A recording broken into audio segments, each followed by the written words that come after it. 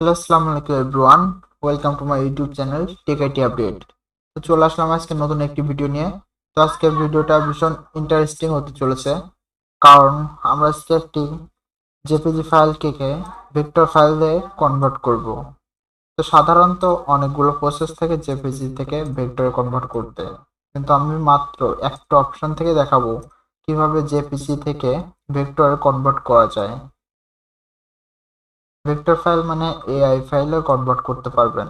এমনকি যে লেয়ারগুলো দেখতেছেন এই লেয়ারগুলো পুরো আলাদা আলাদা থাকবে, এমনকি এর রেগুলেশনও আরো ভালো হয়ে যাবে।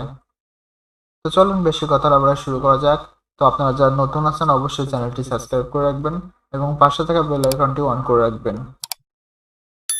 তো আমি সর্বপ্রথম একটা ছবি ডাউনলোড করছি, এটা হচ্ছে একটি ভেক্টর ইমেজ। আর এটা দেখতে পাচ্ছেন জেপিজি পিএনজি, আর এটার কালার মোড আছে এখন সিএমওয়াই তো আমি সর্বপ্রথম এখান থেকে একটা ছবি ওপেন করব।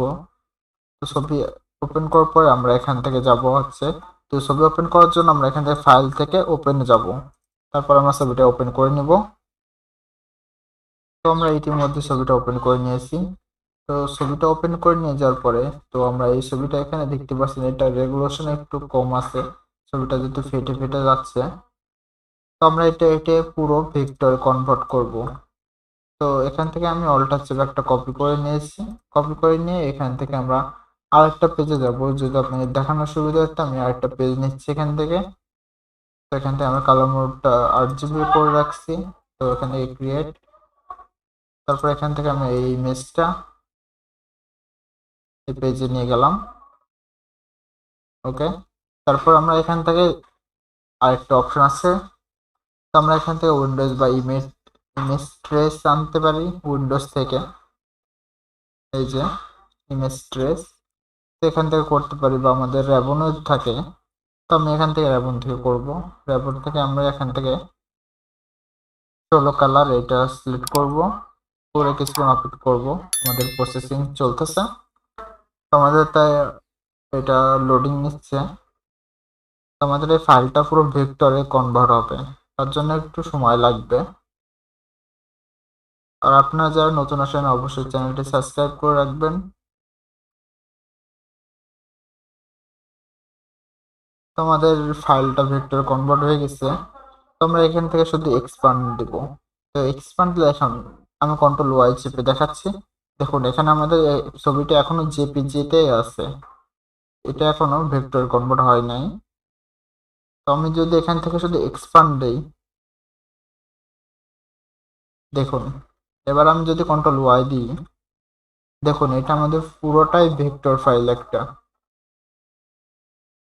তো আমরা এইভাবে একটি জেপিজি থেকে ভেক্টর কনভার্ট করতে পারি। তারপর আমরা যদি এটা ছবিটা ক্লিক করে এখান থেকে আনগ্রুপ করে নিই, আনগ্রুপ করে নেওয়ার পরে দেখুন আমাদের পুরোটা লেয়ার একটা আলাদা। আর ছবিটার রেজুলেশন দেখুন আগের থেকে উন্নত হয়েছে। তো আমরা এইভাবে জেপিজি থেকে ভেক্টর কনভার্ট করতে পারি। তো এখন কন্ট্রোল ওয়াই দিয়ে আমি আবার দেখাচ্ছি আপনাদের। দেখুন এই পুরো লেয়ার আলাদা আলাদা একটা লেয়ার। তো এইভাবে জেপিজি থেকে ভেক্টর কনভার্ট করা হয়।